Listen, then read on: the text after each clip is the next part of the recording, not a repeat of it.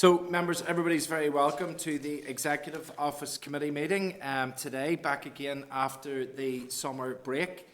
Just to begin with apologies, we have apologies from the Vice Chair, John Stewart, who is currently on business in London, and also we have been told that George is going to be a little bit late, but besides that, we have everybody else, or people are on their way.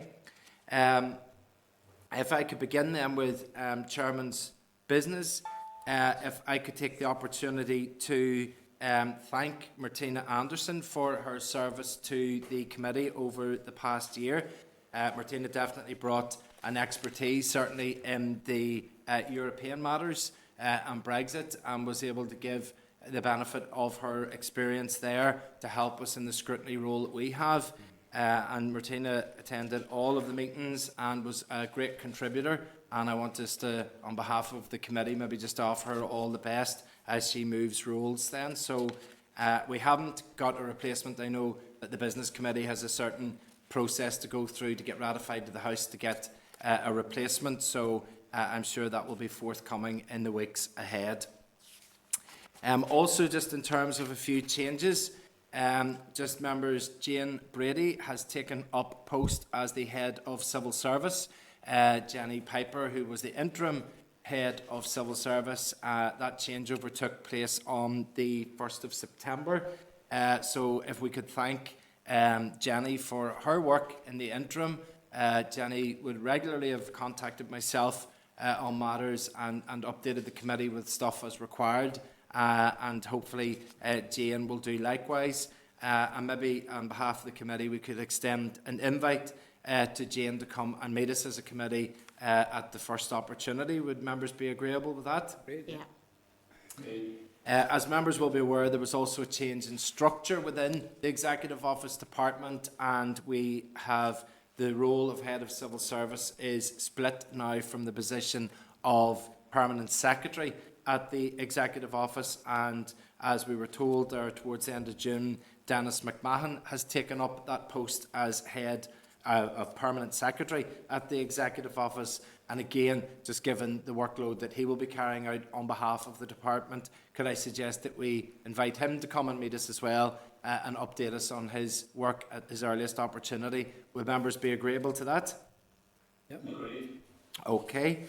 Can I just say there was a circulation that went round to all MLAs that any members' official documentation from the committee is to go to members' official email addresses, but I'm sure we're aware that maybe not everybody uses those. So it's in order to comply with an information assurance policy, but just to remind members that if they haven't already done so, that if they use a different email address, just to make sure that the forward element is sent on that, because the correspondence will only go now to the assembly-based email address. I'm not sure why that is, but it's just something that we've all been informed about. Members, on page 5 and page 9 of the meeting pack is a joint letter that we sent on behalf of the Scottish Parliament, the Welsh Parliament and ourselves regarding the UK-EU Parliamentary Partnership Assembly. That was circulated to all members of the committee, and agreement sought over the summer period so that we could co-sign that, and there was no disagreement to that, so it was co-signed and it was submitted. Again, just the Parliamentary Partnership Assembly is something as part of the structures of Brexit that is being established to hear the voices of elected representatives, and I think we would be very keen that our voice is heard in that process as well. During the recess, I also met with Clare Adamson, who is the convener of the Constitution, Europe, External Affairs and Culture Committee.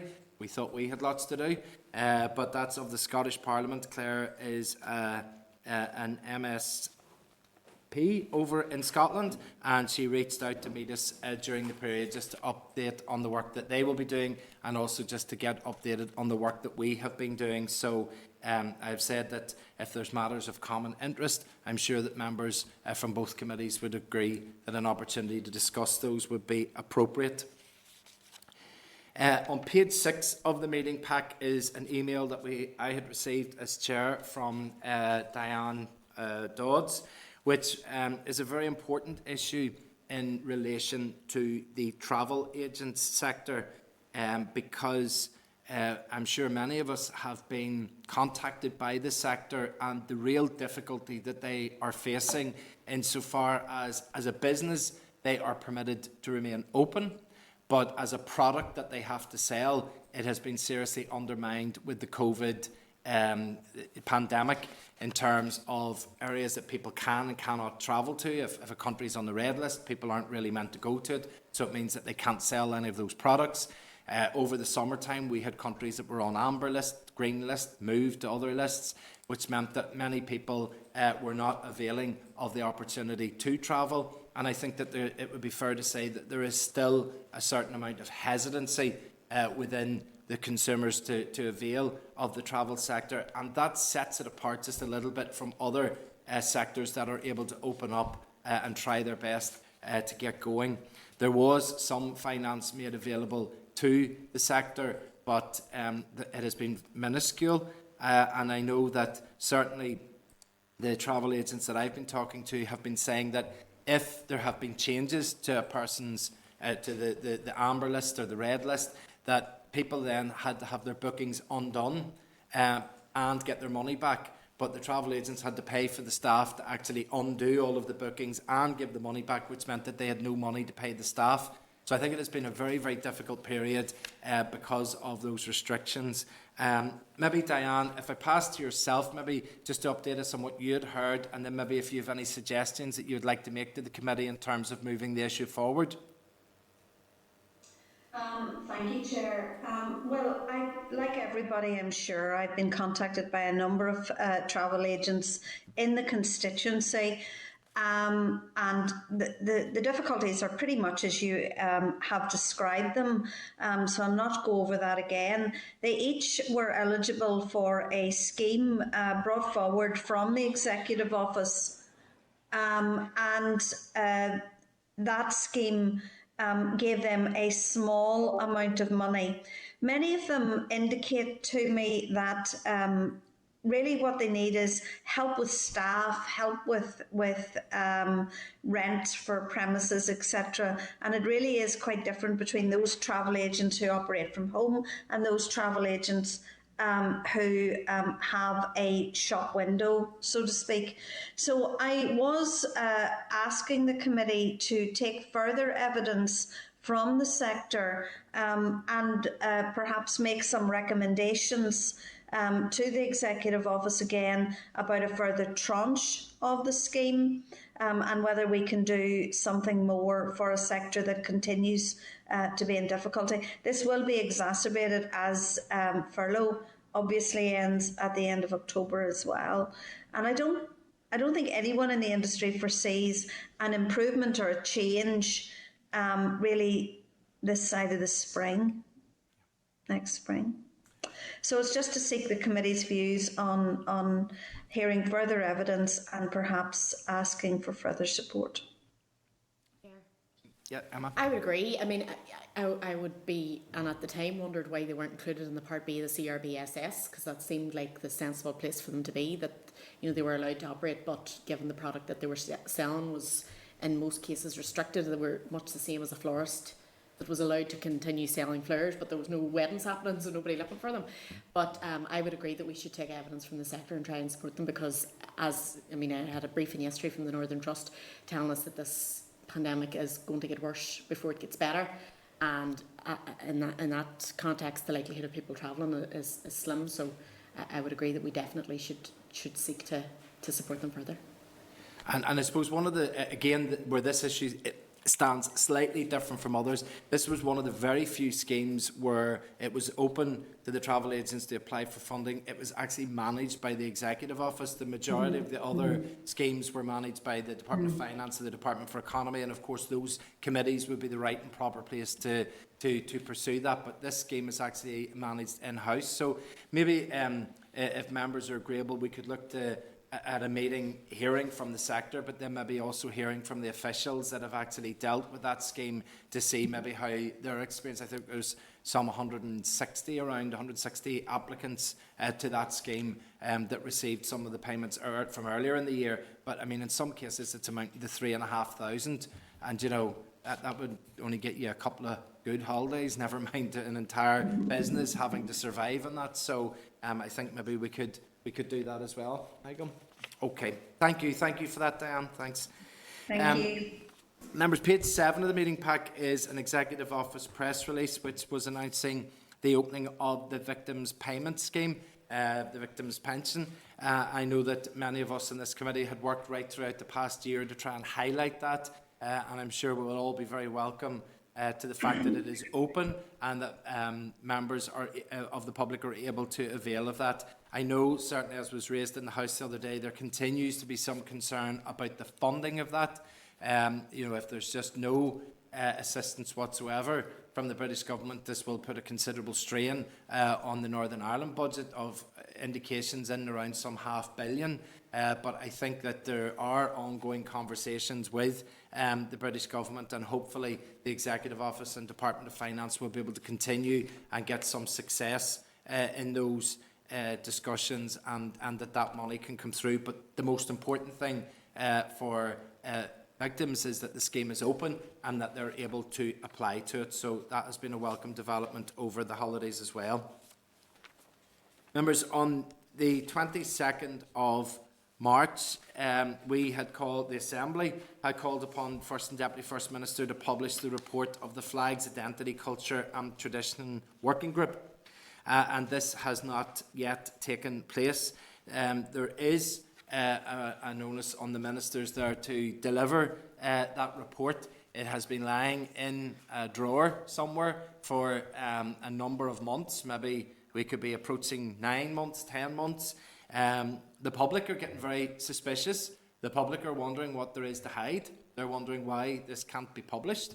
And I think that we are the Scrutiny Committee, and I think that we should be scrutinising and asking the question that everybody else is asking is, you've got a report that was 3 years in the making. It was presented to you in January. It's now September. Where is it? So if members are agreeable, we will maybe contact the department again and ask for a briefing on the FIC report and find out exactly which drawer it's in and if it can be unlocked and brought up to us. Trevor? Yeah, Chair, there was actually 3 questions yesterday listed to the Executive Office on that topic, including mine. They were number 9, 10 and 15, so we didn't get to them. But I got the written answer this morning. It's 3 lines.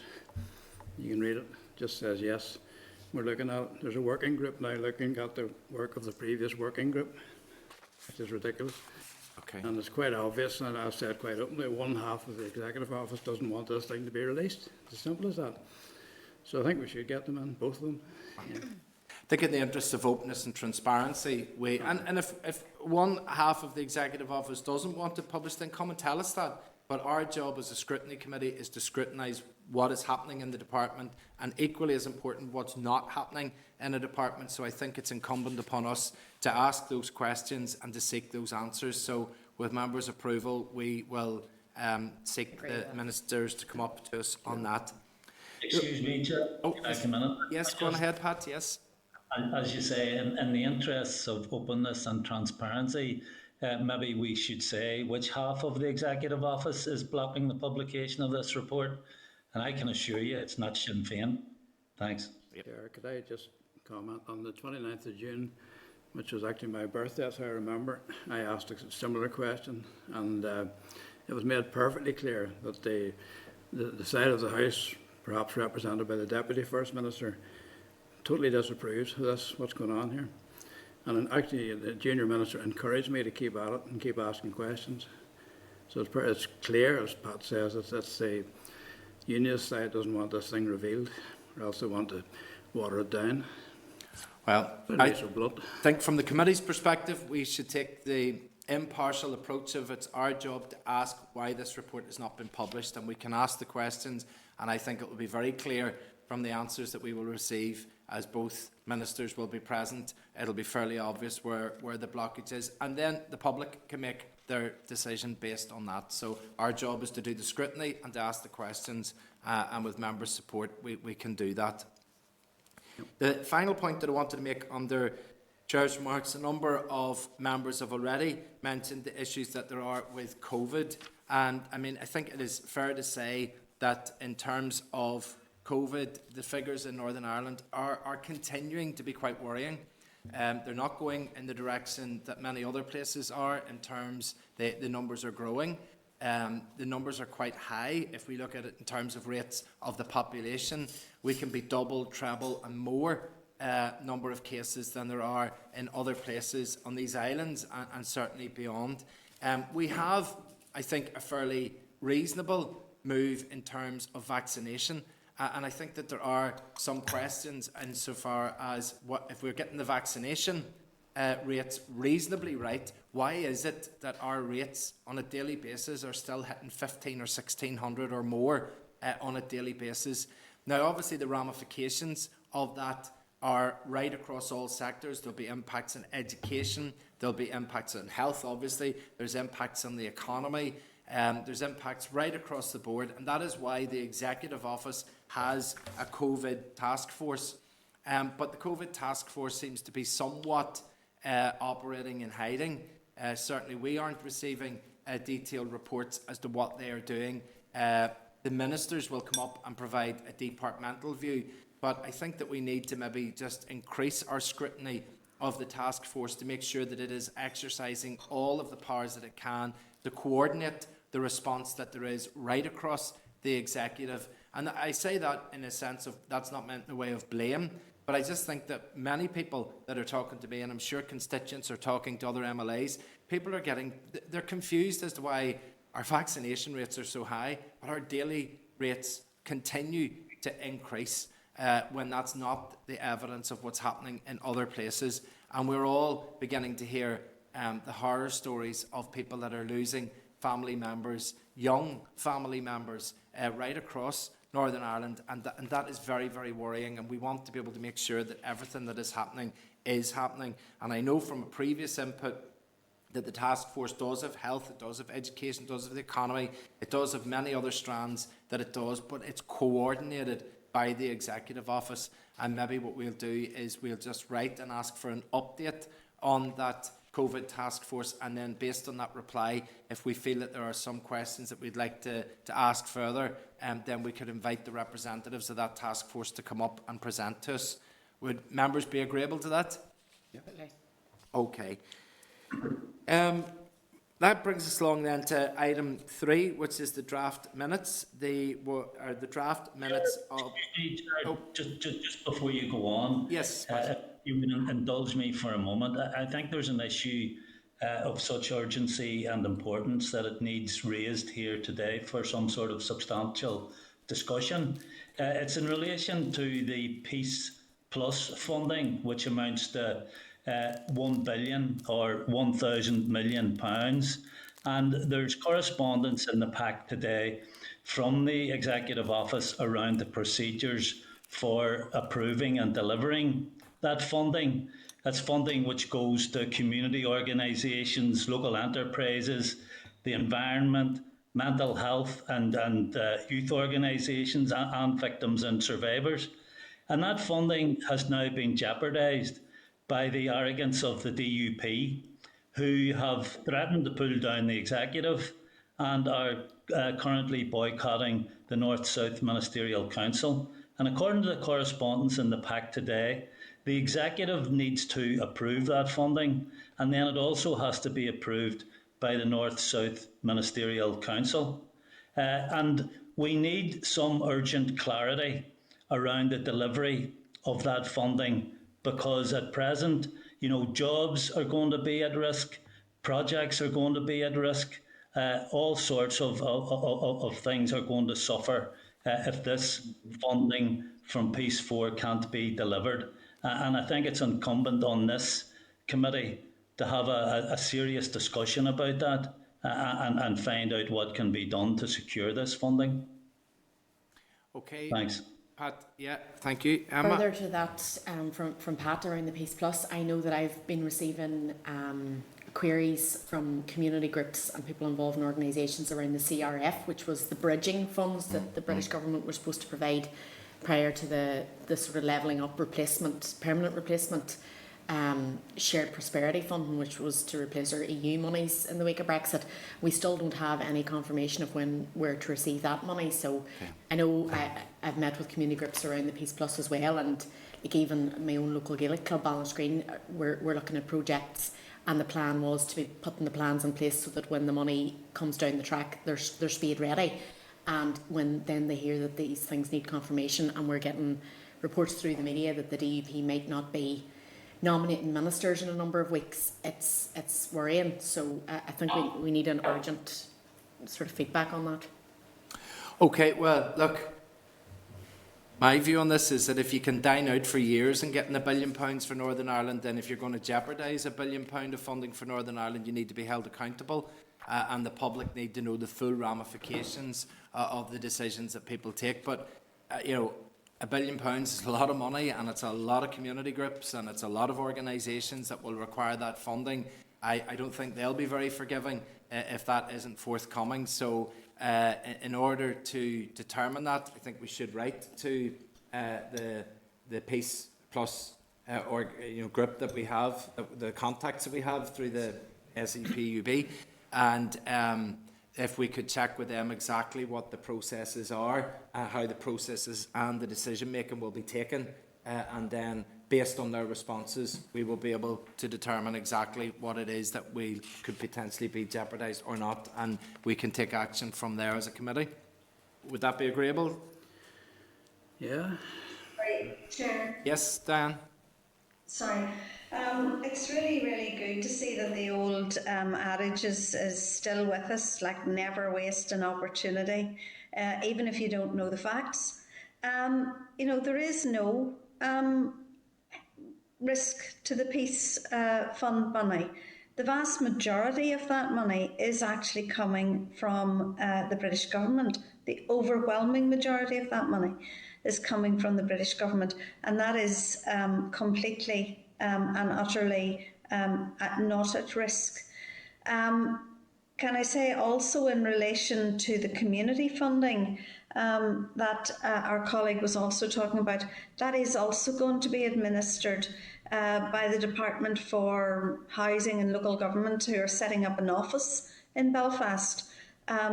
As far as I know, there's no particular risk to that either, although I would join with the committee, and I'm sure most members in the committee, in asking for further information on how assessments will be made on that money, and particularly the Shared Prosperity Fund, because I do think that that is an issue for both the Executive and the Assembly as to how we take that forward. Who can bid in? Can departments bid in? Is this going to be a range of bids? Is there any coordination? Will there be any attempt to make sure that there is strategic oversight of how the bids are administered? So I do think it is wise to look at the Shared Prosperity Fund and the forerunner to it.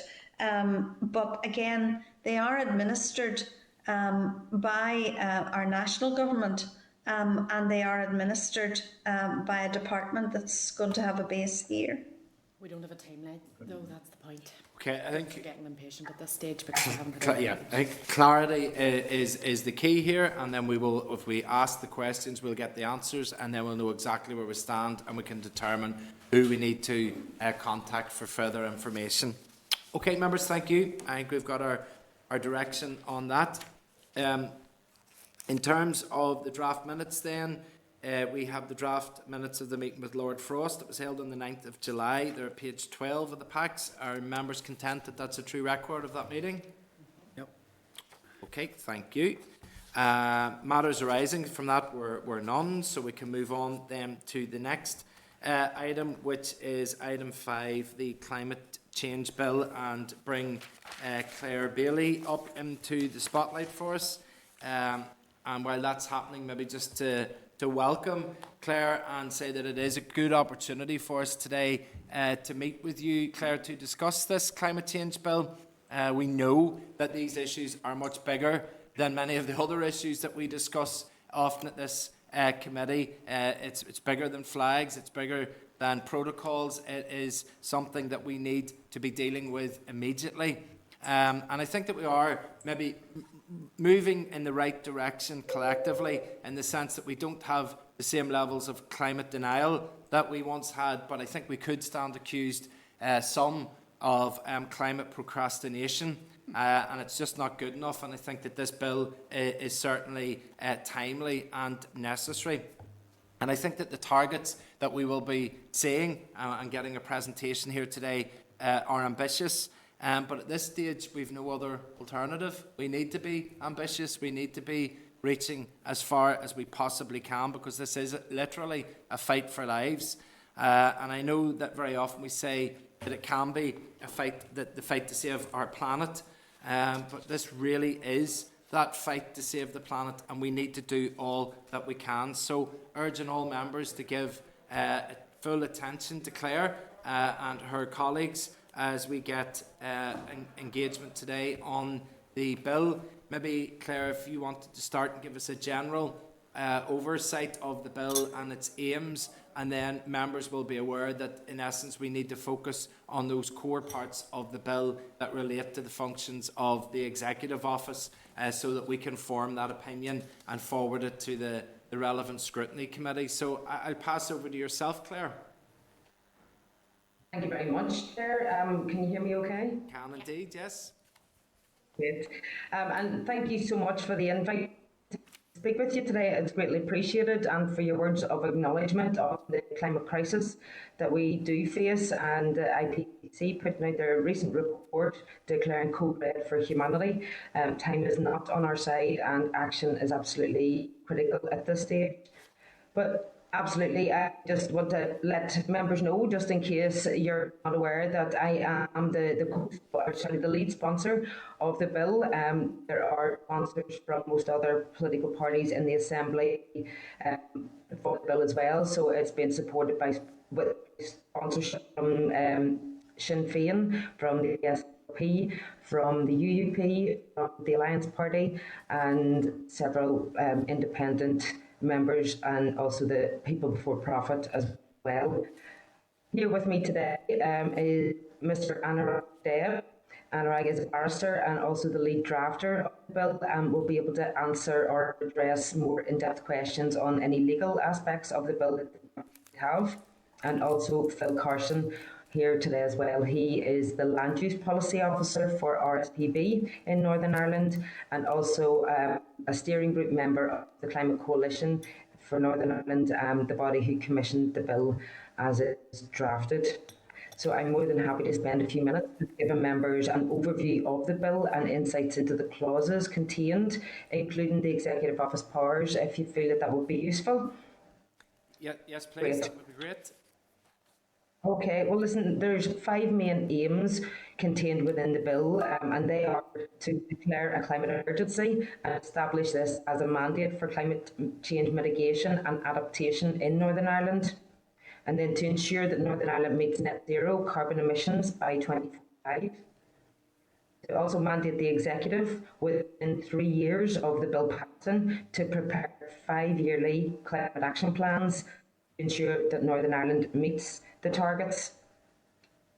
And then we need to make provision for climate governance and advice, including the establishment of a Northern Ireland Climate Commissioner and a Northern Ireland Climate Office. And lastly, the guarantee of non-regression in Northern Irish law from existing climate and environmental protections contained in EU law as it applied before the end of the Brexit transition period. This is primary legislation, so it's not prescriptive. It's a framework bill and setting out the legislative basis upon which to build future climate policy. So the bill sets out a sustainable pathway to achieve decarbonisation for Northern Ireland, and also ensuring transparency and democratic oversight at every stage, and guaranteeing the independent monitoring so this democratic oversight can actually be effective. It's divided into 3 parts, made up of 17 clauses, and has 2 schedules. So I'm more than happy to run through the brief on each clause, and also include then the executive powers contained within that. So clause 1 is the climate emergency, so that provides for, as I say, the declaration of climate emergency from the date of royal assent. In declaring an emergency, we acknowledge that climate change exists and that the measures taken up to this point have not been enough to address it. So we recognise that the role governments have to play in introducing measures that will halt climate change. So this state of climate emergency will outlive successive Assembly terms. Its annulment requires Assembly approval and must be the basis of verifiable proof from a relevant body that global temperature thresholds defined in the Paris Agreement or any subsequent agreements has been met. And the Assembly can redeclare a climate emergency at any point. Clause 2 relates to the creation of climate action plans. Climate action plans are policy documents, and they'll be detailing steps that will be taken to address the challenges of climate change in Northern Ireland. The plans must be approved by the Assembly and they must achieve the overriding climate objective. This is the establishment in Northern Ireland of a net zero carbon, climate resilient and environmentally sustainable economy by the year 2045. Each climate action plan is prepared by the Executive Office and laid before the Assembly for approval. The first climate action plan must be laid within 3 years of the bill being enacted and every 5 years thereafter. Clause 2 also defines aspects of the overriding climate objectives such as net zero, climate resilient, and lists 7 greenhouse gases that must be included in the net zero target. Clause 3 states that the CAPs, which are the climate action plans, will be made up of 2 parts, targets and measures. So for the targets, that will be for greenhouse gas emissions, for biodiversity, water and soil quality.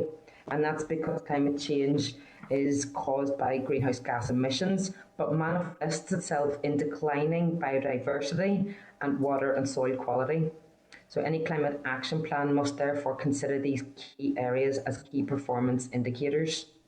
And then measures will look at how targets will be implemented.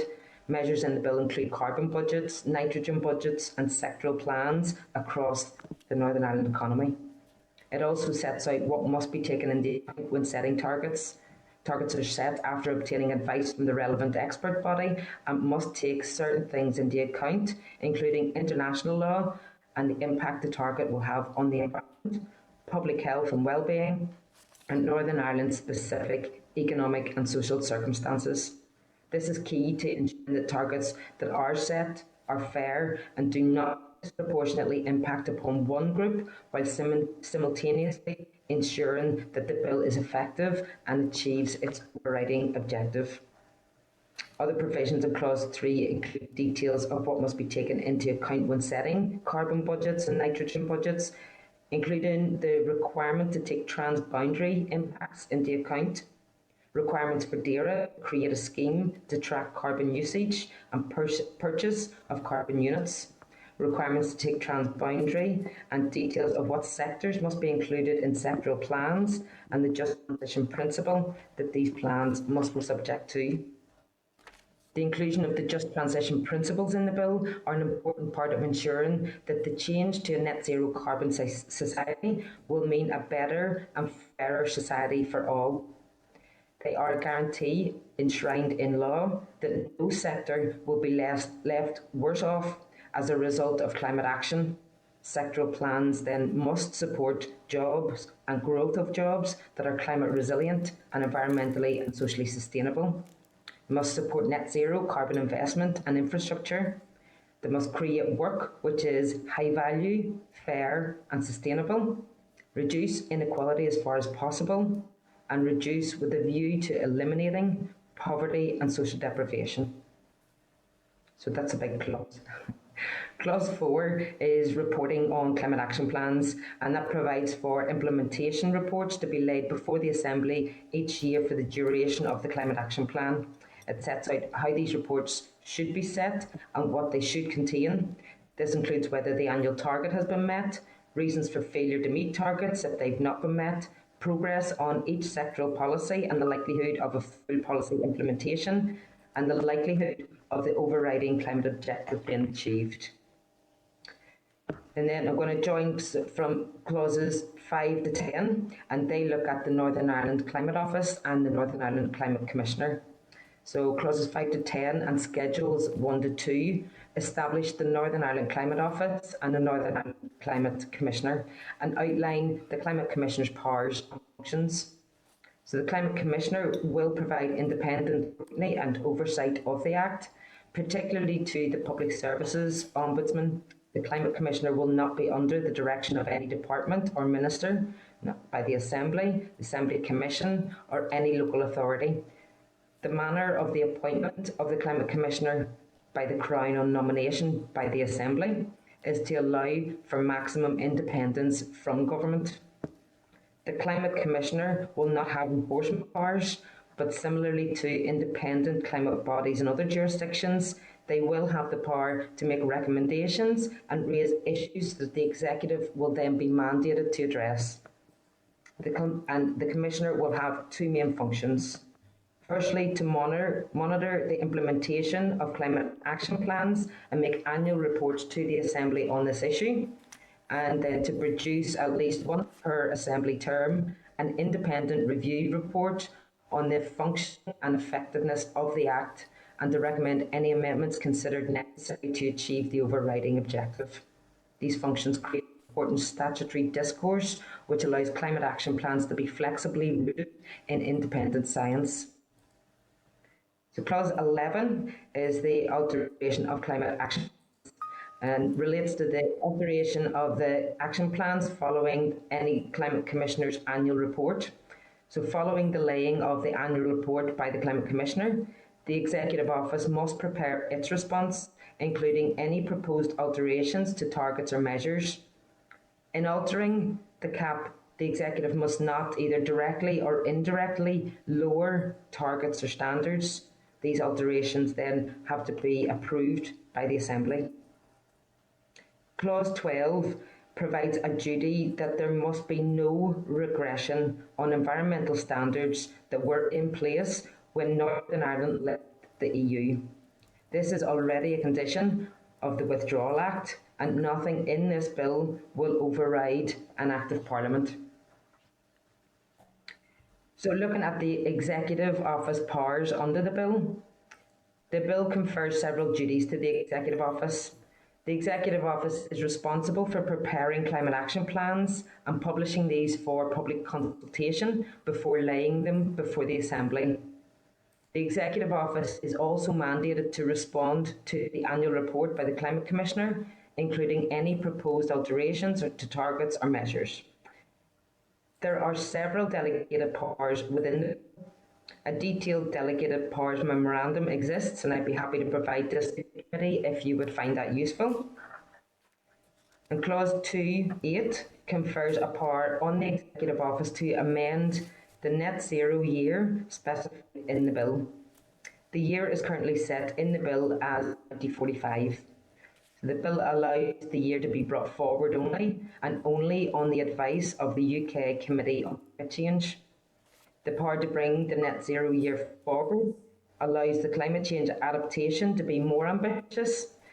This power also enables climate change adaptation to be responsive to developments in climate change and the scientific understanding of climate change. The power to bring the net zero year is subject to the affirmative resolution. This is because amending the year will have considerable effects on the rest of the bill's provisions. For example, an accelerated net zero target will need to be supported by amended climate action plans. An amendment such as this will require significant involvement from government departments and the Assembly, and so the affirmative resolution procedure is appropriate to account for this considerable effort. And lastly then, the second power conferred on the Executive Office is under clause 14.4 of the bill. This gives the Executive Office power to add authorities to Schedule 2 of the bill. Schedule 2 lists authorities which the Climate Commissioner cannot simultaneously be employed by, and this is to ensure that the Commissioner's independence is there. Regulation under the power will be made by negative resolution after consultation with both the Commissioner and the public authority that is to be added to Schedule 2. Thank you for listening to the presentation, and more than happy to take any questions that members may have. Okay, Claire, thank you very much for that, that detail on that, and thank you for also your work in that. I have a private members bill, Claire, that has one clause, and I know the work that has gone into that. So to see one that has 14 clauses, I can just imagine the amount of effort and time that has gone in to produce that. So thank you once again for bringing that to us. I'm going to start with a couple of questions. The first maybe more committee orientated, just in terms of, obviously climate change. If people are thinking of climate emergency, climate change and bills, and actually maybe wouldn't think of the executive office as necessarily being one that would be involved in it, the DAERA department and committee maybe being the sort of one that would come to mind. So you have a couple of key responsibilities in there for the executive office. Can you detail to us maybe just what the thinking was for laying that responsibility within the executive office? Yeah. Listen, the executive, as I say, will be required then to produce the 5-yearly climate action plans, and they'd be required to respond to the climate commissioner the climate commissioner's annual CAP implementation report. So in terms of why the executive office, I know that a lot of the responsibility currently lies within DAERA, but as you've already mentioned in your opening comments, climate change and mitigation and action is all pervasive. It doesn't lie within one department. It's going to take considerable effort. So they're very much cross-cutting powers, and I think that level of joined up working really has to be embedded. So it's really for those types of the nature contained within what we are required to do, because the bill, as I say, is a framework bill. It will mandate action across all sectors, all departments, but is not prescriptive. So the policy following on from that will be ever evolving, ever developing, and always monitored. So I hope that gives you a rationale as to why the executive office are included, but not solely. I think this has to come from everybody at every level, right across all of society. Have you had a chance yet, Claire, to ask the executive office to consult with them about the bill and what their thoughts are on it? Have you had any feedback from them at this stage? I don't think we have, Chair, to be honest with you. Could be wrong on that. So Anurag, if you're aware of that communication having been made, as that is a huge bill. I am quite a new MLA, and I am learning very, very fast how this process works. So if that is required, I have no issues, no problem at all, and I will make sure that is done. Okay. No, it's. I suppose maybe just the point is that if they are going to have to pick up some responsibilities as a result of it, maybe getting your view to them, what you would expect that to be, might help them to form their view as to what needs to be put in place afterwards. Because I could speak out of turn in saying this, but I think that the executive office is a particularly civilly service type department, where maybe other departments have more expertise, like there may be more agriculture and fisheries, environmental experts within DAERA. But a lot of the expertise and experience from executive office is more about a coordinating role, but this would be very specific. So getting you in there and giving your view of how you would see your bill being enacted within their department would probably be very useful to let the officials know that. So that could be useful. The other strand I was thinking of, I noticed throughout the bill there are lots of different clauses making the responsibilities of various bodies and references to various organisations. But I note that local government isn't maybe overly acknowledged or mentioned in it, and especially whenever it comes to the North at the present time, after the review of public administration, we have these 11 big organisations. They are increasingly delivering larger amounts of the public purse and the public funding, and they have large fleets, they have large reach into community groups and community organisations. And I was just wondering, do you think that there could be a role for local government maybe to maybe put some more duty on them through an act, more compulsion on them to be a wee bit more prescriptive about what they're doing. And maybe in so doing, it may give local councillors an opportunity to be part of maybe a formalised submission that a council could make, which would give some local accountability and local buy-in to a local action plan, which could be compelled by a commissioner to receive. And then we could be making sure that, as well as departments, that we would have these 11 councils also acting in unison in producing plans and setting their targets and making sure that it's right up there on their agenda. Would that be something that would be useful, do you think, or is that something that would get in the way? Chair, I think you raised excellent points and want to commend you for spotting that. Well done. It's something that we have noticed ourselves, and I'm going to bring in Anurag, if that would be okay with you, just to explain where we are with that one. But we absolutely 100% agree with everything that you're saying there. Okay. Anurag? Thanks very much, Claire, and thank you, Chair. Very pleased to be invited here. In terms of the sort of reach of the executive office and the reach of the climate action plans, yes, there is no explicit role in the bill as it stands for local government. It sort of the climate action plan policy was intended, at least, to be, if you like, an analogy can be drawn with local development plans under the Planning Act, so that there is an overarching climate policy drafted at the executive level and approved by the Assembly, which is then implemented throughout the jurisdiction. Certainly, local government is incredibly important to delivering that policy, and so it's absolutely it's key that we should consider a role, perhaps an expanded role, for local government input, certainly. But mostly the three sort of avenues of input into climate action plans under the bill. One, obviously the Assembly and the public consultation process as outlined in the bill, but also given the breadth of the contents of the climate action plans,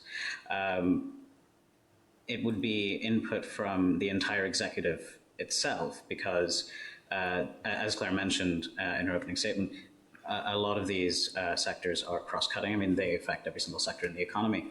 And so given that this is a remit within the Executive Committee under Section 20 of the Northern Ireland Act, there would have to be considerable executive input into the climate action plans before it is put out for public consultation and laid before the Assembly. So I hope that clarifies the intention. Okay, thank you. Right, well, look, I'm going to open up to members now. I have a few members that are indicating. The first one is going to be online. So, Pat, if was there, please, could be brought up in there. And Pat, we'll let you go with your line of questioning there. Yes, thanks for that, Chair, and thanks, Claire, for coming in along with your colleagues. As we know, the Dairy Minister, Edwin Poots, is bringing forward his own bill, and there are clearly significant differences between his and yours. Can you first of all explain the main differences, and secondly, could you tell us if you have had any discussions with Edwin, and if there has been any meeting of minds around just bringing forward one bill? Thanks. Thank you very much for your question, Pat. Yeah, I mean, as you're well aware, the DAERA bill has not yet reached second stage. I think that's scheduled for this month. And we're not involved in the drafting of it. So I think it would be a wee bit premature to comment on the detail of it, still going through all that. But generally, the bill contains a much less ambitious target for emissions reduction by 2050. It doesn't contain many of the elements contained within our bill, such as certain targets and measures, the Northern Ireland Climate Commissioner, or a just transition, or any of the principles. So on the face of it, you know, it's some might say that the department's bill is focused really on a low carbon bill as opposed to one that is holistically dealing with climate change and ecological crisis and societal transition to low carbon economy. The second part of your question is, yes, I have met with the Minister. He did request a meeting, which was great to have with him, and I have subsequently met with, and of us have met with his officials since then. There has been no agreement on a way forward, or if there's going to be one bill. We're certainly not content to be removing one bill, but we're happy to continue talking, and I think that those talks need to happen. But what I can give you the absolute assurance is that everybody wants to see the most ambitious, high achieving climate bill for Northern Ireland passed the Assembly this mandate, and I think everybody is focused on that, so we can continue to hash out details, we can continue talking and working together as much as possible, but I'm very, very hopeful that regardless of any outcome, Northern Ireland will see a climate bill. What it contains is not something I can give you any guarantees on at the minute. Okay, thanks for that. And I mean, I don't think too many people are hopeful that there would be enough willingness on the part of the dear Minister to compromise in regard to his bill to set higher targets that all of us know are really needed if we're going to push ahead with significant climate change. But just on the issue of the just transition principles enshrined in the bill, Clare, could you go over them? Given its importance, would you like to see a just transition clearly mentioned in the bill and its meaning clearly defined? Yeah, and I think that's really interesting when you look at the work in Scotland and the Scottish bill up there, and they have actually established a Just Transition Commission. So I hope that maybe some of the working within the Commissioner's office, if our bill passes and does get there, that would be sort of linked as well. But I think, firstly, it's really important to understand what just transition means. And it's often used as a buzzword now, but a just transition is about ensuring an effective, inclusive transition to a climate resilient society with low greenhouse gas emissions, involving all social partners to promote high employment.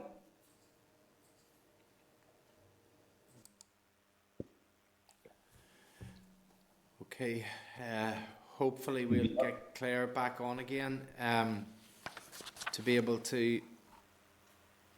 Okay. Her connection is a bit ropey, I think. Yeah, so hopefully she's maybe just coming back off. Maybe just if we can keep an eye out for Clare coming back in again if she re-logs on. Would either of the other two guests maybe want to pick up where she left off there, if they felt that appropriate to continue on maybe with detailing what she was explaining there? I can maybe explain a bit about the drafting of the principles. Okay. So the Just Transition Principles, as you rightly pointed out, Pat, are very important, and they are very important in terms of laying out sectoral plans within the climate action plans and how various climate mitigation strategies can be implemented to cover the entire jurisdiction. And so we have to have an equitable transition into a climate resilient economy. We have to have measures in place to ensure that those who are most vulnerable, those who require the greatest support, have the support that they need in order to transition. This is a huge project. And it is a project that will continue over many years. So in terms of the role that the Just Transition plays, or the Just Transition Principles play, they really focus on the actual measures to be implemented in the climate action plans themselves. In terms of whether they should be called Just Transition, as in having a specific clause that defines the phrase and then sort of lists out the 8 principles to further particularize it. We didn't put that specific term in because the substance of Just Transition is in the bill. But I see no problem with, if the committee were to suggest that, I see absolutely no problem from a drafting perspective of including that into the text of the bill itself. Okay, thanks for that, Anurag. Thank you. Okay, and that was absolutely perfect timing just to get Claire back on again then. And what we can do, Claire, then is we can move on to Trevor that has some questions here. Trevor? Yes, thank you, Chair, and thanks, Claire and the others, for your presentation. And as you probably realise, I wish you well with this bill. I'm one of the listed sponsors, so I congratulate you on your progress so far. Just on the other bill, what the Minister majors on is the effect on the beef and dairy industry. And he's issued dire warnings about what this bill could do. That's not really what I wanted to ask you about. It's the fact that the other three jurisdictions, Scotland, England and the Republic of Ireland, already have legislation. So my question would be, what has their experience been in terms of affecting particular sectors? How long have they had the legislation? And does your legislation, our legislation now, effectively mirror what's in place in Scotland, England and the Republic of Ireland? Thanks for that, Trevor, and also thanks for your support in being a sponsor of the bill. Hopefully the gremlins won't come and get me this one, but if that does happen, I'll pass over to Phil, who can pick up for me. But listen, there's a UK Climate Act, and that became law in 2008. So the UK has already established in law that they want to achieve net zero by 2050. Now, within that, there are regional specifics that need to be addressed, and each devolved administration has their own specific context to do.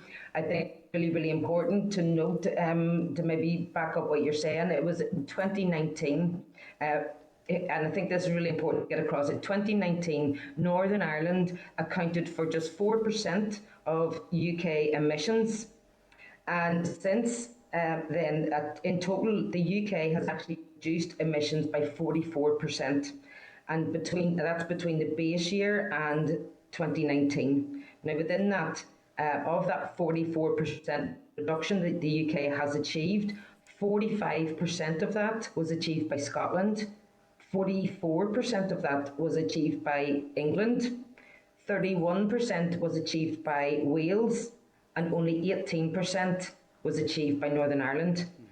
So Northern Ireland has very specific context, and that was absolutely identified by the Climate Change Commission when they were here as well. And I think we are the only place across the islands without our own specific piece of legislation that will enable us to achieve the best outcomes for our circumstance. I'm going to refer to Phil, if that's okay. I know that you mentioned specifically the agri sector there as well, and if you want to go into a few more details on that, I think Phil is well placed to give you any information that you need, if that's okay, Trevor. Yeah, no problem. Yeah, just in terms, I suppose, of the differences between each of the countries you mentioned before. So we have seen reductions in greenhouse gas emissions in the agriculture sector in England, Scotland and Wales since 2008. So there have been reductions, probably not at the same level of scale as in other sectors of the economy. But when you compare that to here, we haven't seen any measurable reductions in greenhouse gas emissions from the agriculture sector since 1990. Actually, have actually increased since that base year. So there's a real need to kind of get a move on and start looking at targeted reductions for that sector. And I suppose we've got an opportunity with that in terms of developing in our own agriculture policy as well, and being able to target, I suppose, support and investment to deliver, I suppose, more climate-friendly farming techniques, to really focus on how we can, I suppose, build the capacity of our land to become a better carbon sink, and to repurpose some of the money that we put into agriculture at the moment, which is over £300 million a year, into delivering those outcomes and aligning with the bill. So I think that's really important. It's also important in the other places you mentioned as well, and you're starting to see agricultural policy aligning the climate objectives, and it's specifically referenced within, I suppose, the Welsh target for net zero by 2050. They'd initially been advised by CCC to go for 95% reduction target, But one of the key reasons that they're able to kind of deliver more ambition is because they are implementing an agriculture policy which is focused on paying for climate mitigation and supporting farmers to transition to, I suppose, more nature-friendly, more climate-safe farming practices. Yeah, thanks for that. Just maybe add a wee bit, if it's okay, just add a wee bit more. There are other sectors who, our bill is not about being sector specific, not mandating anything specific from any targeted sector. But it's really important to note that there are other sectors who are quite critical of this bill because it's not going far or deep enough, and that they need a wee bit more. And I'll use the example of maybe when the energy sector, for example, were initially wanting renewable target set of 40% by 2018, I think it was, but happy to be corrected, sorry. But back when we were trying to establish that and facilitate that, there was a lot of discussion about it, that it wasn't really that we couldn't achieve it, and if we did, what it would lead to is an increased cost to the consumer. And of course, what we've seen by the time that we reached those targets and those deadlines was not only was it possible, but we more than achieved the 40% target and actually began to reduce costs to the consumer as well. There are other sectors who can do a lot of heavy lifting at the start while we continue to monitor any progress, update databases, and begin to really embed those baselines on how we begin to roll it out over the future decades. Okay, thanks for that again. I still wonder, if our bill passes as it's presently drafted, I fancy there'll be a few amendments made, but let's assume it goes ahead on the present basis. Would that bring us broadly into line with the other jurisdictions, particularly the Republic of Ireland? Well, no.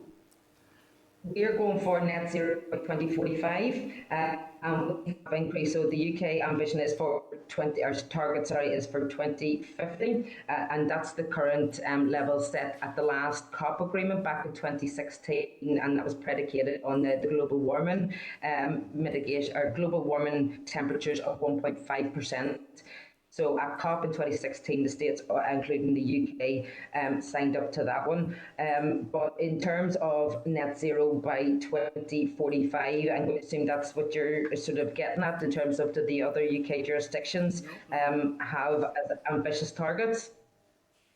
What I'm wondering is, I'm sorry, Chair, about this, but I know there's various sectors involved. It's not all about agriculture, but would the effect on those various sectors caused by our bill be broadly similar to the effect that's already been experienced by the other jurisdictions on their particular sectors? In agriculture in particular? If you like, yeah. Okay, well, no, because I think that our specific circumstances, our economy is based around our capacity, and in the CCC's report, they very rightly pointed out that Northern Ireland is economically over-reliant on our agri-sector. That wouldn't be the same case for Scotland. A wee bit more comparable in Wales, for example. What we see in the south of Ireland is that they have a very similar agricultural picture and links with the economy, and yet they have just passed equally ambitious net zero targets into their legislation. So it's really about looking at our specific circumstances and building pathways and baselines upon which we can start to build pathways into a sustainable future from there. But Phil, have you anything you want to come in on there? I know that this is more your land use is your expertise as well.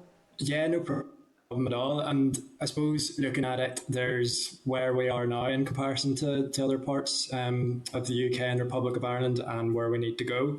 And I suppose my key points are in relation to regardless of what the target is, it's going to require quite a significant transformation in terms of how we manage our land, what we're using it for, and I think that's going to be comparable, not just locally or within the islands, but across Europe and across the world. We're going to have a major transformation in our food and farming systems. And that's going to require a range of different things that a lot of them haven't been done yet. So we're going to have to invest quite a significant sum of money into peatland restoration, for example, in Northern Ireland, which we have great potential for. There's about 12% of the land is covered in peatland. Similar interventions in the south would also be required. in terms of expanding the area of woodland that we have, all of those sorts of interventions which will be required everywhere really, regardless of what the target is there. It's more about that kind of direction of travel and the changes that need to be made and need to be made quickly. But it's broadly comparable, not just in the UK and the Republic, but anywhere where there's agriculture or land use. Land use is going to be really, really important in terms of addressing both the nature emergency but the climate emergency as well. Long-term direction of travel, big changes needed. Okay, thanks very much for all that. Okay, thank you, Trevor. I'm going to pass next to Emma, please. Thank you, Chair, and thanks to you all for the presentation. And my question sort of, segues neatly from Trevor's in terms of the agriculture and the impact which people might expect given my background and the area that I represent. But I had a question around the bill and sort of linking in. Obviously, you've referred there, Clare, to the fact that the targets in the 26 counties are actually more ambitious than this bill, and the farming landscape in the 26 is obviously incredibly similar to the north, given that we do share the one island, have the same climate, the same sorts of production. I heard the Agriculture Minister making remarks yesterday in the Chamber, not for the first time, and I think probably a lot of what has been said by himself and maybe latched on to by some others within the industry could probably be described as scaremongering and trying to hype certain sectors up into a frenzy. And I know I've had farmers contact me in my own constituency worried that this is going to have an impact on their livelihood, when in reality most of them are hill sheep farmers who are actually sequestering carbon as it stands and are not going to be impacted at all. So I just wondered around that, the provisions for safeguarding of the agricultural industry and what we can be doing, and obviously we're co-sponsors of the bill as well, what we can be doing to sort of allay those fears and reassure people, given everything that Phil has said there around the changes that are going to be needed long term within agriculture, but what we can be doing to reassure farmers and our farming families. Thanks for that, Emma. And yeah, there's so much of what you said as well. But listen, I'm going to bring Phil in again but before I just want to really make it clear that there is nothing in our bill that will harm the agriculture sector. Agriculture is listed along with every other sector as an area that needs to see reductions in emissions. So nothing in the bill mandates any immediate changes to the agri sector or is prescriptive in any way, just like every other sector. So the way that the climate action plan's designed, and that's with a carbon budget over 5 years, but no specific reduction targets allocated to individual sectors, means that some sectors, for example, infrastructure, transport, energy, just to name a few, they are ready to move immediately. They need enabled and they can do the heavy lifting over the first few years, while other sectors, including agriculture, can have a much more gradual transition. And it is possible. We've seen a project in the Republic called Farm Zero C, and that aims to make 5,000 dairy farms carbon neutral within the next 5 years. And that's real ambition and innovation, and is being driven by a really strong net zero target. So the bill really ensures that there will be fairness built into any measures that are introduced. Sectoral plans will create high value, fair work, reduce poverty and reduce inequality. And we do need to look at Northern Ireland farming and its economic and social future sustainability, whatever words there, apologies. But Phil, have you anything to add on that one? Yeah, I suppose the big things there is that long-term investment to make those changes, and for farm businesses to make changes, I suppose, in terms of how they manage their land, but also the business practice as well. And you mentioned, Emma, in terms of, I suppose, upland farmers and I suppose changes that they could make and I suppose benefits that they could get from climate action as well. So there's been a fair bit of work looking at, I suppose, the link between output and profitability in certain farming situations, and it's focused specifically on upland farms. And it's found that once you go past kind of a certain point of production, it actually starts to eat into your profit because you're spending money on inputs, for example, for feed or for fertilizer and things like that, which actually start to negatively impact your bottom line. And what this has found is that actually kind of reducing your output to a certain level, which is kind of in line with your land's natural carrying capacity, can deliver greater profit and can make your business more robust. So I suppose advice and kind of knowledge transfer in terms of that approach could be really important. But then I think otherwise as well is that long-term investment in land management. And you mentioned, again, areas of peatlands, I suppose areas of species-rich grassland in the uplands and things as well. And those farms have great opportunity to be delivering for climate, for biodiversity, for all those things. And if we have a policy that suits that and can deliver public money for those benefits, that benefits the farm system, it benefits the environment as well.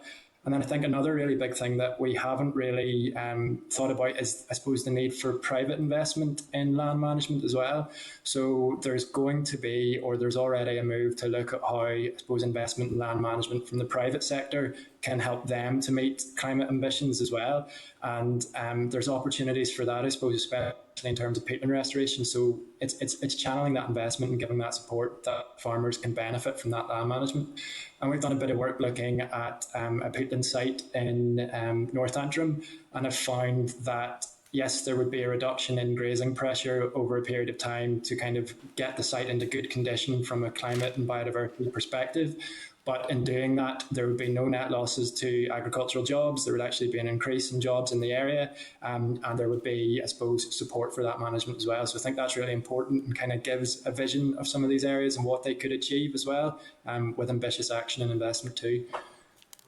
Thanks. And we can't forget that the agri sector is the most subsidised sector we do have, and rightly so. You know, if we're following a public money for public goods model, you know, that is right. So farmers are economically incentivised by government or executive policy into how they do their business. You know, and you know, so we really need to start looking at what are the economic incentives that we can provide to farmers to, you know, be profitable in carrying out environmental and climate-friendly practices for everybody's benefit.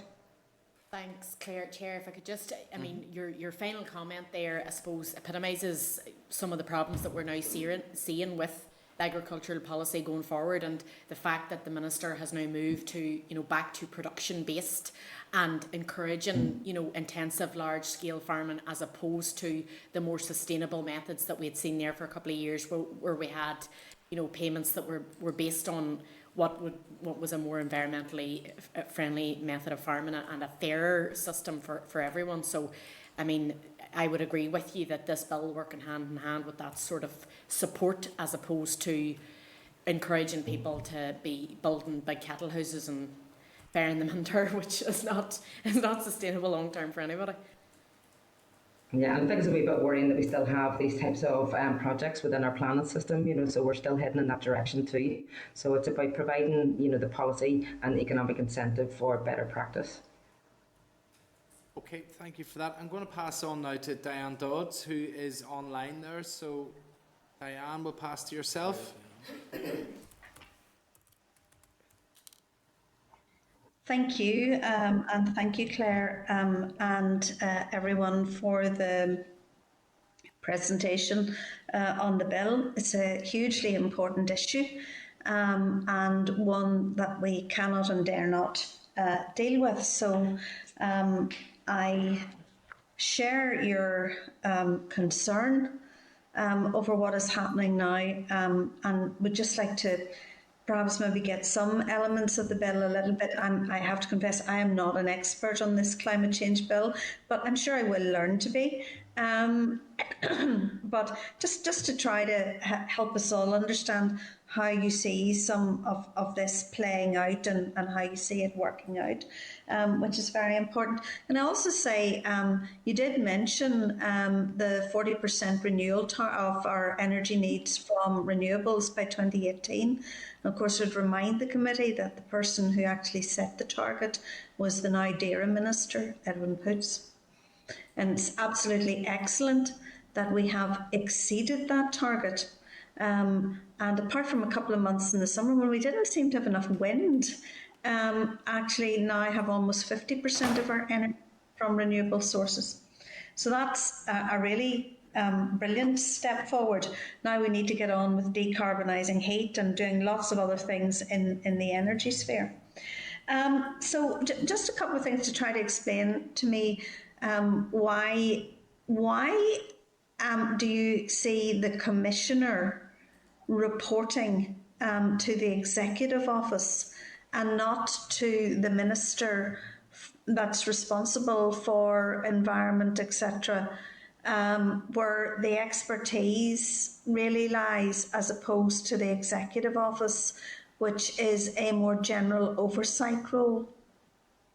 Yeah, and again, I'm going to refer to Anurag in a second, but you know, it's really about looking at the principle of maintaining public confidence, I suppose, with that independence and that level of scrutiny and accountability.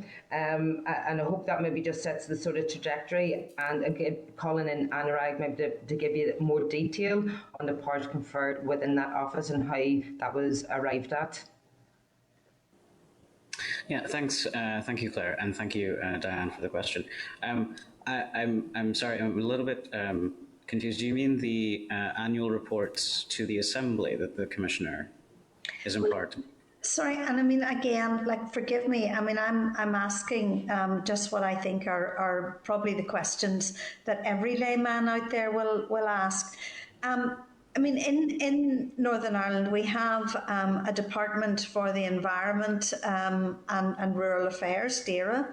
We have an Executive Office, which is a general oversight department, seems to gather up a lot of things, but doesn't have specific expertise within that department. Why do you think it's more important that the Commissioner presents his plans and reports in that respect to the Executive Office and not DERA? Okay, so I think the first point is that the Commissioner reports on the effectiveness of climate action plans under Clause 4 to the Assembly. So it's effectively arming the Assembly under Clause 4 with as much information as possible to scrutinise the work of all of the departments, of all of the ministers, in implementing climate action plans, in implementing sectoral measures, sectoral targets, and ultimately achieving the overriding climate objective under the bill in Clause 2. In terms of why that's coming, why I think the Executive Office is a nodal agency for climate action plans rather than DERA, really it was because the Executive Office, well, there are two things here. First of all, the breadth of the climate action plans. So climate action plans, self-evidently, I mean, even without going into the text of the bill itself, they will cover every aspect of and every sector in the economy throughout the jurisdiction. So the breadth of it will necessitate executive committee involvement and executive committee agreement. And that's a given under Section 20 of the Northern Ireland Act. So from that perspective, because the Executive Office, the First and Deputy First Ministers are joint chairs of the Executive Committee, they are the sort of, if you like, oversight, as you said, Diane, over the functioning of the executive. It was felt that that was a more sort of appropriate nodal agency to bring the plan forward. The way the plans are structured and the way the executive functions by no means suggests that it is solely the responsibility of the Executive Office to deliver climate action plans, because the content of the plans has to be agreed at the Executive Committee level. So there will need to be input from every other department in the executive. I hope that goes some way into clarifying the intention behind the sort of provisions. I still think it's a bit of an anomaly that we bypass the department where many of the experts are. I mean, I accept that the target will be an executive target, and that that the outworkings of those targets will be a whole executive responsibility as to how each department goes forward in trying to reach those targets. But it just seems to me that the natural home for this is in DERA, and because that is where those who have most experience and most expertise on these issues will rely. And from my time in government, and for those looking in who actually think it's, I mean, there are lots of occasions where three ministers meet to work out a policy and to make sure that that policy is enacted and working. So I just question, sometimes always throwing it into the executive office isn't always the answer, because you don't have the expertise. Sorry, I have a number of questions around this bill. Is that okay, Colin, to go forward? Yeah. Oh yes, of course. Yes, go ahead. So, I mean, that was my first kind of question stroke observation. So 2045 is the target in the bill. That would be 5 years before any other of the jurisdictions in the United Kingdom. Have we done any assessment of what would be needed, one in terms of investment, two in terms of infrastructure, and three in terms of cost to, say, for example, energy consumers, if that were the target adopted at the end of this process? Yeah, thanks for that one. And I think, yeah, you're right to raise that. And I think that, in balance, what we have to do is look all of not doing this. And as you say, with that 40% target that was set by the then Minister Poots back in the day for the energy sector in renewables, that was deemed as highly ambitious and quite controversial back in the day. And what we've seen was not only was it achieved, but produced positive price drops for the consumer as well. But the target of 2045 reflects really a general legislative trend towards stronger climate legislation, and that's within the proven context that we are living in an interconnected climate and ecological emergency, and urgent action is needed to limit global temperature increases to prevent runaway change. Claire, just let me interrupt you there just for a second and apologise this, because this is really, really important.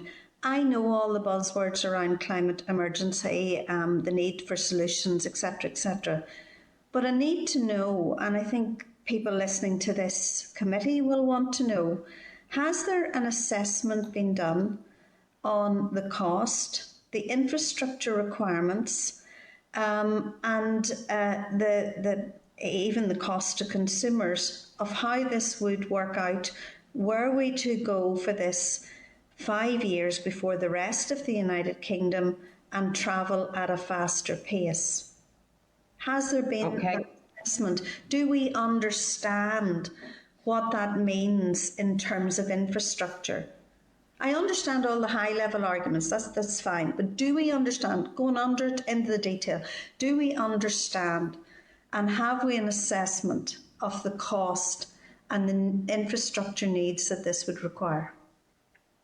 Okay, well, look, I'll give you a very short, and it's a personal answer, is that I doubt that we understand, but, your experience coming from government, I think, your input there would be really valuable. Do we really understand exactly how far deep and how fast we need to move in order to mitigate against what we're facing?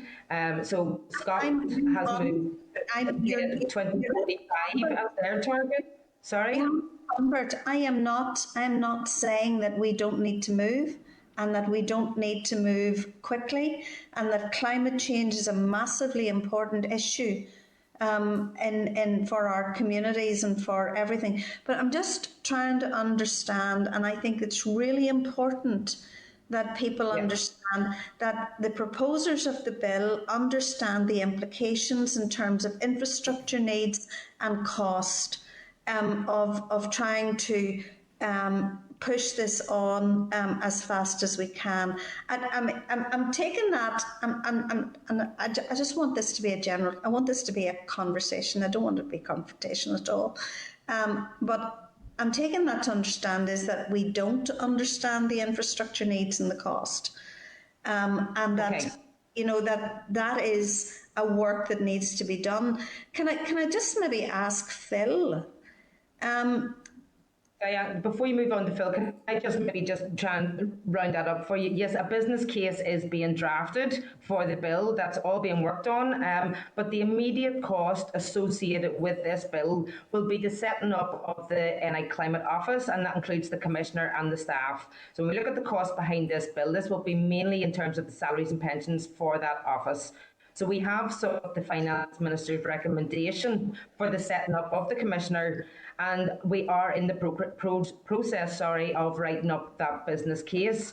So it's important that the funding for this office comes out of the consolidated fund. And we feel that because the Climate Commissioner is intended to be a permanent position. So more broadly, the climate action plans will have financial implications. And I think that's where you're going there. But they go way beyond the immediacy of this bill. So in achieving net zero in Northern Ireland will involve significant investment, and of course you're well aware of that as well, and there are huge economic opportunities involved in unlocking green investments and green jobs. So for example, the National Grid has said that the UK will need to recruit over 400,000 jobs, for example, just to build the net zero energy workforce, and 13,700 of those can be in Northern Ireland. And we also have to consider the cost of inaction that I sort of started with there as well. So damages avoided by climate action must be compared with the cost of meeting targets. So the cost of action has been estimated at between 1% and 2% of GDP, whereas inaction, on the other hand, has been estimated at 10% by 2050. And I think even this week, what we heard from the US President Biden, he announced that the cost to his economy so far in dealing with extreme weather events has been $99 billion. So if mitigation and adaptation measures are not invested in, then of course that figure is set to rise exponentially. It's dealing with the root causes will eventually save on the public purse and bring us to sustainable outcomes. I would have expected you to make this argument, Claire, and that's fine. But I'm really interested in the detail. And you say the bill, the only immediate cost of the bill will be the cost of the Commissioner and the staff. But actually, setting net zero at 2045 will come at considerable cost. So we can't, the target sets the cost, and the target will determine and how quick we reach the target, how quickly we actually get to the cost. So I don't think that the only cost in the bill is a commissioner's salary or somebody to answer the phone salary or somebody to produce climate plans. I just think that we need to think, I'm just appealing for people to think around all of the areas in this particular bill. Can I, if it's okay, Chair, I mean, I find this topic fascinating. I absolutely agree that we need to move. And I agree with Claire on the opportunity for the green economy. And I think that that is an amazing opportunity for the green economy. And we have only to look at the hydrogen economy in Northern Ireland and how it will open up and provide all kinds of opportunity and the innovation in Northern Ireland around the hydrogen economy. So I absolutely agree with you there as well. Phil, since you seem to be the one that's targeted with all the agriculture questions, and I used to have an abiding interest in all things rural, have we done any assessment of the impact of the target on rural communities and on agriculture? Is there an impact assessment on that? In terms of a rural needs impact assessment, no, there hasn't been a rural needs assessment done for the bill. There has been some economic, I suppose, different kind of bits of research that have looked at the cost needed for environmental land management, for example. So I spoke about it earlier in terms of agri-environment schemes and what would be needed to kind of deliver not just climate objectives, but also biodiversity objectives as well. And that was done a couple of years ago, looking at current spend compared to, I suppose, needed spend.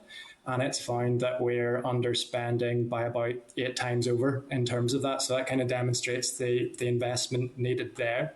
There has been some work looking at meeting, I suppose, climate objectives through certain types of land management. So, for example, hedgerow creation, and it's found in terms of every £1 invested in that to meet targets under Climate Change Act, it would return about £4 back in terms of benefits and create up to 25,000 jobs. So there are bits and pieces in there, but I think there does need to be, and this comes with the policy of it as well in terms of a strategy for land use and where we're going next and what we're going to do where, because it's not going to be a one-size-fits-all approach for the hills compared to the lowlands, for example, for different sectors, and that does need to be worked out and kind of designed and put forward as a kind of direction of travel as well. Do you see the future of rural economies as being around managing land or producing food? I think it's a bit of both. I think it depends on the land that you have. Like the vision that I would have would be, I suppose, managing the land in a way that produces sustainable, nature-friendly food and it kind of links them together. And I think there's opportunities there in terms of, can you manage the land in a way and get public reward for it or private investment for it? And can you get better return for the food that you produce as well? Because it's doing that in tandem. And I think there's examples of farmers in certain areas in Northern Ireland who are kind of demonstrating that that is possible, that they are profitable as a result of it, that they are kind of getting better market return as well. And I think it's looking to the future too. So Claire's made the point in terms of 20 years' time, the change is going to be needed. We also have to look at what people are going to want then. The consumers want to have, I suppose, food that is delivering climate benefits or is as low impact as possible. And we have to be able to demonstrate how we're managing our land, producing our food, that we're doing that. So I think consumer preferences are going to change. The demand for what we're producing is potentially going to change as well. And we have to be able to kind of adapt to that and be able to make those changes. I mean, for what it's worth, my view is that consumer preference will only change if food is affordable. And I think that's a huge issue.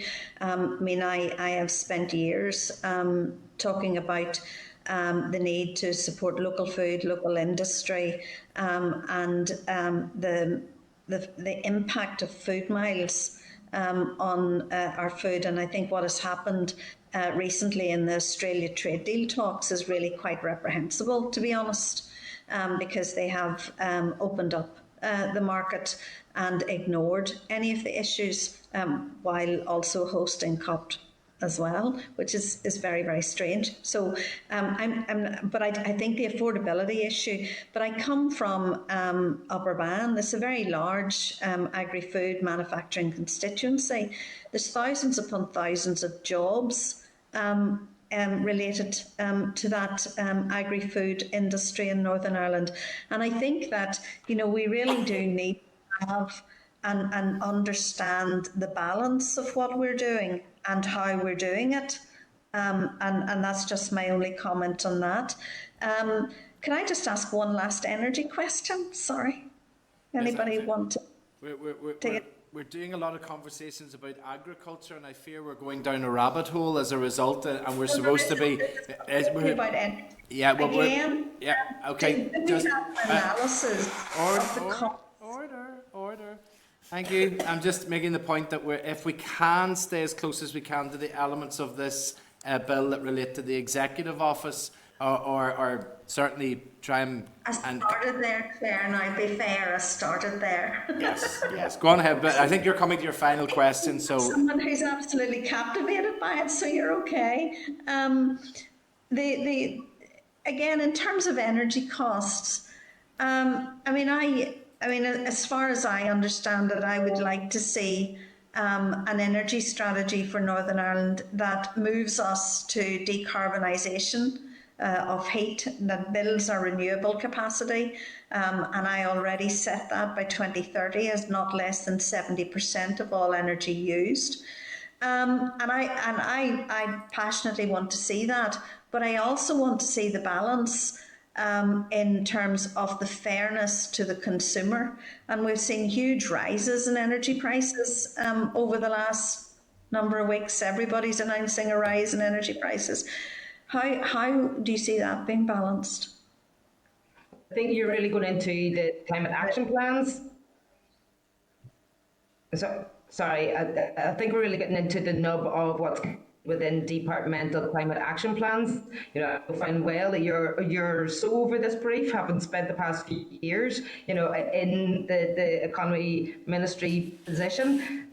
So you know fine well, you know, the extent of the work that needs done, but also the job growth potential in this sector. And you've already made mention of hydropower, for example. But when we're looking at our rural communities in particular, you know, Northern Ireland's really, you know, mostly just an amalgamation of smaller rural community networks. You know, and we need to get into housing stock. We need to get into those energy supplies. We need to be retrofitting, and that will have to come with a huge job creation plan as well. So while you've got the production of the energy and then an energy security, so as we are not continually dependent on importing, you know, supplies and gas networks from outside. You know, we have the capacity across the island to be energy secure, and more than happy to listen to your thoughts on that as well. But that building that energy security for ourselves comes with reducing the cost of living, tackling fuel poverty, you know, tackling the cost to each household, and, you know, investing with our higher and further education sectors to make sure that we upskill and redeploy people into the industries where the work is needed as well. So for me, that's all about the rural impact, about that job creation strategy, and really gets to the heart of why we have tried to build in the just transition principles within this bill as well. So in coming up with those climate action plans, you know, the ministers and departments will have to be cognizant and come up with plans of job creation strategies, and that's not just for energy, but for how all this rolls together. So hope that maybe addresses where you were going with. If not, please come back to me. But I suspect that you know an awful lot more of the detail in the energy sector than I ever will right now. Thank you. I'm not going to test the chair's patience any further.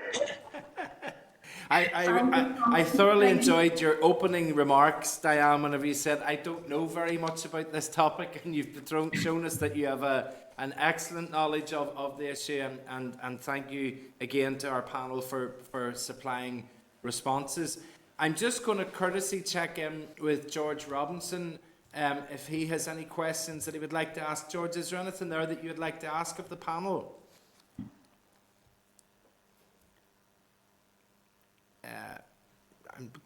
I think you're saying that you don't have there, Judge. Your microphone's not on. Chair, I think Diane has asked them all from me. Okay, there we go. My colleague. You can have an internal dispute in the party about asking all the questions, then that's grand. Exactly. Can I thank the panel, Clare, and your colleagues for coming along today? It's been, we haven't had a huge amount of legislation pass through this committee, so it's been great this afternoon to take some time to look at this and look at the impact upon the department. But can we certainly take the opportunity to wish you well with the progress of this, and thank you for taking time to come and explain to us today what's meant by each of it. So thank you very much indeed. Absolute pleasure. Thank you for your time, and happy to keep us busy. Okay, thank you. Thank you. And members, if I'm not to be corrected, I think basically our next line of action is that next week Michael will bring together the comments that members have made, and then we can finalise our suggestions, which go from here to the DERA committee, because they're actually the committee that are undertaking the committee stage of this bill, but they have asked us for our views on the bits that are relevant from the Executive Office. So you'll have some of the comments brought together for next week in the pack for us to look at. So thank you very much indeed for that discussion today. If we could move on then to item 6, which is the element of scrutinising the arm's length bodies, which we have a number of within the department, so that is within our realm of scrutinising. What we decided to do towards the end of last term was that we would just get a written submission, maybe one a week, and that we would take a look and see what information was coming from them, and if there was any questions. So Our first one is from the Victims and Survivors Service. And I suppose maybe just I welcome the report that we have received from them. It's very detailed, provides us with a good flavour of the work that they're doing, and we certainly wish them all the best in the work that they do, some of it in very challenging situations, but providing immeasurable support to people in the sector. But I would just add my own personal unhappiness that we still don't have a Victims Commissioner. We're nearly 1 year down the line with that vacancy, and the commissioners that are appointed have a critical role in the sort of openness and transparency that there is in that work, because not least we can ask them to come up here and hold them as a committee to account for the direction of work that they're doing, and also that important advocacy role that is carried out by commissioners of all various commissioners that we have here. But I think that we're in an extremely sensitive period for victims and survivors, and I think just having that commissioner would be very, very important. And maybe if we could write again to the department and just ask where we are in that process, and if we could get a timeline as to when that victims commissioner would be appointed, that would be very useful. Is there any members that would wish to comment on the report as presented then by the service? I appreciate it's fairly self-explanatory because it's been quite a detailed report. So can I thank the members of the Victims and Survivor Service for that detailed report that was there. Chair, Yes. Chair, could I just come in with one particular issue in relation to the historical clerical child abuse, which fell outside the remit of the HIA and the mother and baby institutions? And I think it would be worth writing to the department and VSS to see if there's any advanced planning being done to incorporate these or to expand the victims support service to these victims and survivors. Okay. They seem to have fallen through the cracks on this one, you know. Okay, absolutely. If everybody's happy enough, we'll make sure that that's done. Okay, then maybe just members, we had a timetable for the written submissions, and I know that timetable was generally just arranged for sake of any argument, was on the basis of the size of the budget for the various bodies, but there was some media interest a number of weeks ago regarding spending for the Maze Long Kesh Development Corporation, and money that was being given to that area, but measured against the work that there was. If members were agreeable, could we ask, maybe there is an empty slot on the 13th of October, to just bring that forward from November to October, just to get the report from them, just to hear how they're getting on. Would members be agreeable to that? Yep. Agreed. Okay. That leads us then into the forward work programme, which is on page 112 of the meeting pack. On page 141, there is the Consolidated COVID-19 Recovery Plan, which was published in July. Departmental officials have agreed to give a briefing on the recovery plan in place of the previously scheduled briefing on progress for the Programme for Government. I think, as many are aware, the Programme for Government, I think, has essentially been paused, and the COVID recovery plan is going to be there in its place for the duration of this mandate. Given that importance that is going to be placed in terms of delivery by departments in the COVID recovery plan, I have asked that maybe the department would come and give us a number of briefings on various elements of that COVID recovery plan as a way of allowing us to scrutinise the work that would effectively have been done by the Programme for Government. So would members be happy enough if we schedule those inputs over the next few weeks? Yep. Okay. The second stage of the political appointments bill is scheduled for the 21st of September. The committee has been appointed for the committee stage of the bill, and this may place some pressures on our forward work programme, but obviously is dependent on the bill passing its second stage. So at the moment, the timetable can be flexible to incorporate that or not. However, a call for evidence will be in next week's pack with an 8-week deadline which will be approved by the committee, but it would be anticipated that we're going to have to ask for an extension to be able to complete that process. That's really just a heads up, because obviously it doesn't become a committee stage bill until it passes its second stage, and that's scheduled for Tuesday week. No, next Tuesday, the 21st. So if it gets past that second stage, we will be inviting the bill promoter to come in and brief us, a little similar to what we had today. Also, members of the Shannon Special Select Committee on the withdrawal of the UK from the EU are coming to meet us on the 20th of October. We did meet them on the 2nd of February and agreed that we would meet them again. Members, just to update you that their members of their committee will probably travel up to meet us, as that is something that is now permitted. But the finer details of how we will manage that in-house, just in terms of numbers, etc., we will update members on closer to the time, but that is in the forward work programme. Are members happy to note the forward work programme? Yeah. Okay. Content. Thank you. Next then is item 8, is the correspondence. There's a bumper pack this week for members. There's nearly 40 items and they're on pages 121 to 188 of the meeting pack. Just to highlight a few, first of all, and then I'll open to members.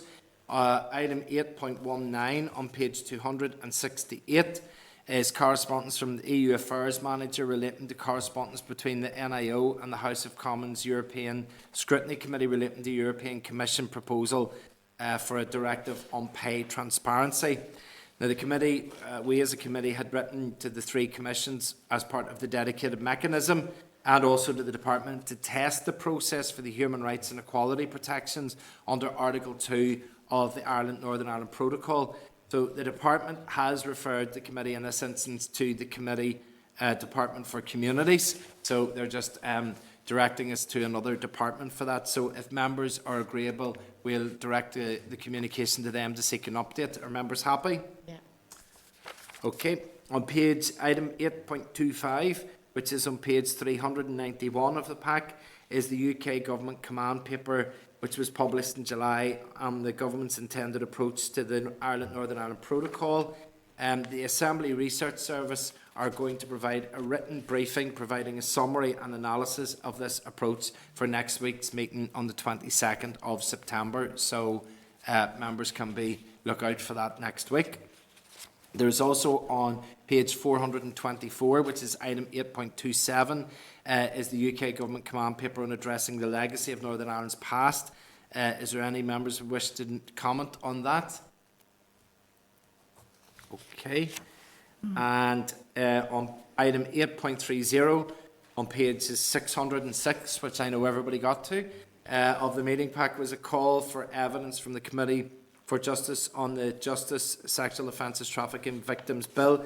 There doesn't appear to be any implications, we're being advised, in terms of the Executive Office with regard to the bill. So are members content that we just note that at this stage? Okay. Is there any other item on correspondence that members would wish to raise?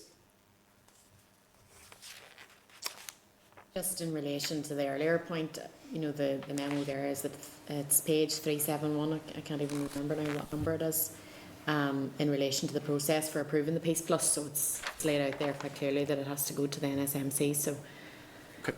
Hope that happens. Okay, thank you. And we'll get that more detail on that for next week as well. Item 9, under any other business, just maybe members, Good Relations Week 2021 will be commencing on Monday the 20th of September. So just to advise that you can find details of events on the Community Relations Council website, and just maybe if members got an opportunity to look at that, it would be good to provide as much support for that as possible. Is there any other business that anybody would wish to raise?